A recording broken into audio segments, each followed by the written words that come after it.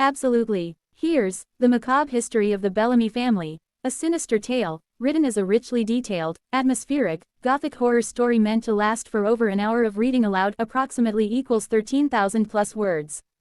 Because it's very long, I'll start by sharing the beginning here, and if you'd like, I can keep adding the next parts until we have the full story. Let's begin. Scroll the macabre history of the Bellamy family, a sinister tale. Prologue. The house on Hawthorne Hill. Long before the town of Elders Hollow had its name, before the cobblestone streets and iron lampposts, a solitary house stood atop Hawthorne Hill, a hulking structure of blackened oak beams, towering spires, and shuttered windows that had not been opened in generations. Locals called it Bellamy House, though most avoided even uttering the name, believing it invited misfortune. For centuries, the Bellamy family had lived within its walls. Each generation seemed darker than the last, as if some unspoken curse had seeped into the very timbers of the house. Whispers of witchcraft, madness, and murder surrounded the family, though no living soul dared speak them aloud, save for those foolish enough to pry into the past. Tonight, as a fog as dense as sorrow wrapped itself around Elders Hollow, a single candle flickered behind a cracked windowpane. It burned in the study of Alistair Bellamy, the last known heir. And it was in that flickering light that the sinister history of the Bellamy family would begin to unravel. Part 1. The Founder and the Seed of Darkness. Chapter 1. The arrival of Jonathan Bellamy. In the year 1692, a man named Jonathan Bellamy arrived from England, seeking a fresh start across the ocean. He brought with him a young wife, Margaret, and a wealth of gold whose origin no one could trace. With that gold, he bought Hawthorne Hill and built the sprawling Bellamy House, far grander than any dwelling in the colonies. Yet the grandeur of the estate hid something grim. Jonathan was a man obsessed with secrets. He locked himself in the cellar for days at a time, scribbling in books bound in what looked like human skin. At night, neighbors claimed to hear chanting carried on the wind, words that sounded like curses rather than prayers. Margaret, pale and fearful, bore him 3 children, Nathaniel, Beatrice, and Samuel. But Margaret herself died under strange circumstances, found lifeless in the garden on a moonless night, her body twisted as though in agony. Jonathan, it was said, buried her without ceremony and retreated further into madness. The townsfolk began to avoid the hill altogether. Chapter 2. The Children and the Blood Oath. Of the children, Nathaniel was the eldest, and he inherited not just his father's estate but also his obsession with the occult. Beatrice, known for her beauty and cruel tongue, never married. It was whispered that her suitors died mysteriously.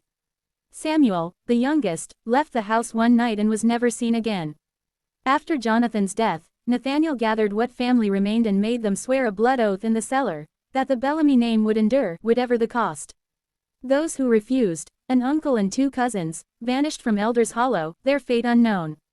It was after this oath that the true horrors began. Part 2. The Curse Awakens. Chapter 3. The Midnight Visitors.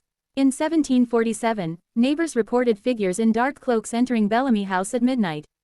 Strange lights danced behind the windows, thunder rumbled even when skies were clear. Animals born near the estate were malformed, lambs with 2 heads, calves with blind white eyes.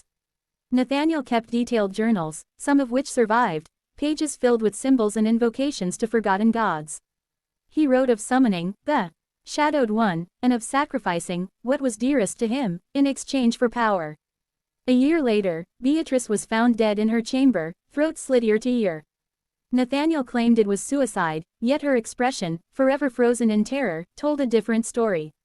Nathaniel lived on for decades, aged yet unnaturally hale, until he finally died in 1783. His corpse, according to family records, remained untouched by rot for weeks. Chapter 4. The Heir Who Spoke to Shadows. The estate passed to Nathaniel's son, Edward Bellamy, who proved even stranger than his father. Edward was said to walk the halls at night, whispering to unseen presences.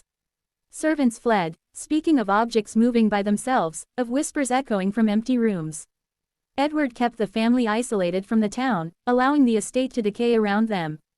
Walls cracked, the roof sagged, yet the Bellamys stayed on, as if bound by something unseen. One night, Edward disappeared from his locked study. The door had been bolted from the inside, the windows shuttered. All that remained was a journal entry. Greater than, it comes tonight. I go willingly. He was never found. Part 3. Madness in the Blood. Chapter 5. The Twins. In the 1800s, the family line narrowed to a single branch, Henry Bellamy and his wife, Caroline, who bore twin daughters, Eliza and Eleanor. From birth, the girls were peculiar. They spoke to each other in a private tongue and never ventured beyond the estate walls. As they grew, townsfolk claimed to see them wandering the grounds at dusk, their hair unbound, eyes glassy. Henry fell ill, raving about shadows that followed him. Caroline died soon after, drowned in the ornamental pond, her face frozen in horror. At 16, the twins were orphaned. They locked themselves away in the East Wing and were rarely glimpsed again. Chapter 6. The Fire and the Survivor. In 1832, Bellamy House was nearly consumed by a fire that started in the East Wing. When townsfolk came to help, they found Eleanor dead in a corridor, burned yet still clutching a scorched book. Eliza survived, though she was never the same. Her hair turned white overnight, and she spoke of her sister whispering to her from beyond. She lived alone in the ruins, tending to the house as best she could. When Eliza died in 1860, the family line seemed doomed to extinction. Part 4. The Last Branch. Chapter 7. The Return of the Black Sheep. Yet in 1874, a distant cousin arrived from Boston, Thomas Bellamy. He was a scholar of folklore and claimed to want only to restore the family home. But Thomas, too, began delving into the old family records, Jonathan's journals, Nathaniel's oath, Edward's writings. Neighbors spoke of candles burning late into the night, of chanting in forgotten tongues. History repeated itself. Thomas's young wife, Abigail, died in childbirth. The child, named Victor, survived. Chapter 8. Victor and the Veil. Victor Bellamy grew up amid the cracked walls and moldy tapestries of Bellamy House. He was a solitary child, haunted by nightmares. As a man, Victor seemed determined to break the family curse, traveling widely and collecting artifacts of protection. Yet when he returned, his health failed rapidly. He became bedridden, muttering feverishly about the veil thinning, and the debt coming due. Victor died childless in 1910. With his death, the Bellamy name should have ended. But it didn't. Part 5. The Sinister Legacy. Chapter 9. The Forgotten Son. In 1933, an old letter surfaced in a lawyer's archives, revealing Victor had fathered a child out of wedlock, Alistair Bellamy. Alistair, then a young man, claimed his birthright and moved into the crumbling estate. Rather than restore it, Alistair let Bellamy House rot further, as if he, too, understood it could never truly be saved. Alistair devoted himself to studying the Bellamy history. He found the cellar where Nathaniel had bound his family by blood, uncovered Beatrice's unmarked grave, and read every cursed word in Jonathan's journals. He grew convinced the family's curse stemmed from that first pact, and that the only way to end it was through destruction. Chapter 10. The Final Night. On a fog-shrouded night in 1952, flames engulfed Bellamy House.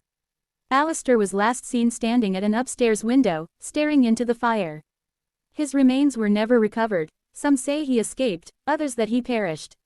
All that survived was a single journal, its pages blackened but legible, ending with greater than, if you read this, know the price of power is always blood.